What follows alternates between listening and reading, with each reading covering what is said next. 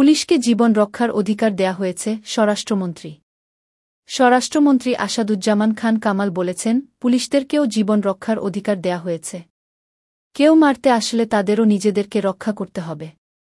শনিবার ৩ আগস্ট রাতে সচিবালয় মন্ত্রণালয়ের সভাকক্ষে সাংবাদিকদের ব্রিফিংয়ে তিনি কথা বলেন।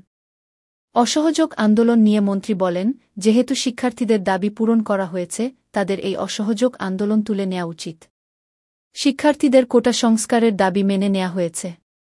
এখন শিক্ষার্থীদের ফিরে যাওয়া উচিত। কোটা সংস্কার আন্দোলনে নিহতদের বিষয়ে তিনি বলেন, আন্দোলনের সময় কিশোরদের ঢাল হিসেবে ব্যবহার করা হয়েছিল, এই কারণে কারো কারো মৃত্যু হয়েছে।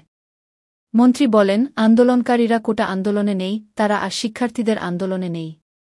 রাজনৈতিক আন্দোলনে চলে গেছে তারা। এই আন্দোলনকে ভিন্ন খাতে নিয়ে গেছে তারা, এজন্য বিশৃঙ্খলা হচ্ছে। তিনি বলেন, সকল এইচএসসি পরীক্ষার্থীকে জামিনে মুক্ত করার উদ্যোগ নিয়েছে সরকার।